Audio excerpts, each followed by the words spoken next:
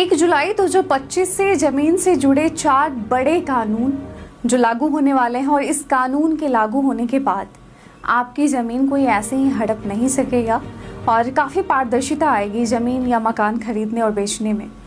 तो अगर आप ज़मीन या मकान खरीदने बेचने की सोच रहे हैं तो ये खबर आपके लिए बहुत ज़रूरी है और इसके लिए आपको वीडियो के अंत तक ज़रूर बने रहना होगा। और हम यहाँ पर इस वीडियो में आपको आसान शब्दों में समझाने की पूरी कोशिश करेंगे कि आखिर वो 4 बड़े नियम हैं क्या। तो भारत सरकार ने प्रॉपर्टी रजिस्ट्री में धांधली और फर्जीवाड़े को रोकने के लिए 1 जुलाई 2025 से 4 नए और सख्त नियम लागू करने का फैसला किया है और इन नियमों से भू माफिया, बिचौलिए और जालसाजों की नींद उड़ने वाली है। तो आइए जानते हैं ये नियम आसान भाषा में। सबसे पहला ये कि आधार बायोमेट्रिक होना ज़रूरी। नकली पहचान का अब खेल खत्म होगा। अब प्रॉपर्टी की रजिस्ट्री सिर्फ कागजों पर नहीं होगी बल्कि आपकी असली पहचान से होगी।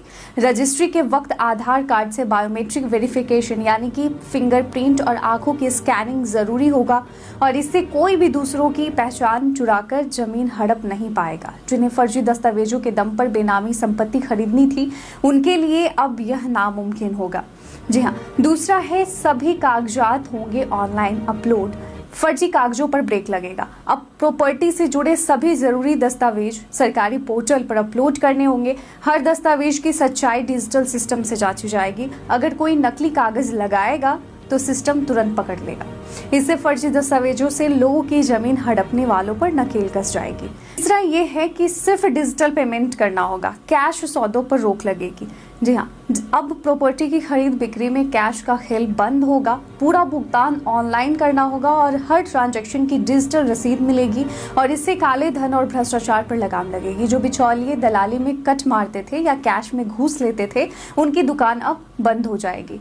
चौथा है डिजिटल रजिस्ट्री मिलेगी और यहाँ पर कागजी खेल खत्म होगा। अब रजिस्ट्री होते ही आपको प्रॉपर्टी रजिस्ट्री की डिजिटल कॉपी मिल पाएगी और जिसे आप कभी भी डाउनलोड कर सकेंगे। कागजी कॉपी के गुम होने या बदलने का खतरा खत्म हो जाएगा। इससे पुराने समय में होने वाली कागजों की हेराफेरी और धोखाधड़ी पर भी रोक लगेगी। तो यहाँ पर सब कुछ डिजिटल हो जाएगा। इसके बाद अब सवाल ये उठता है कि आखिर ये बदलाव क्यों ज़रूरी था।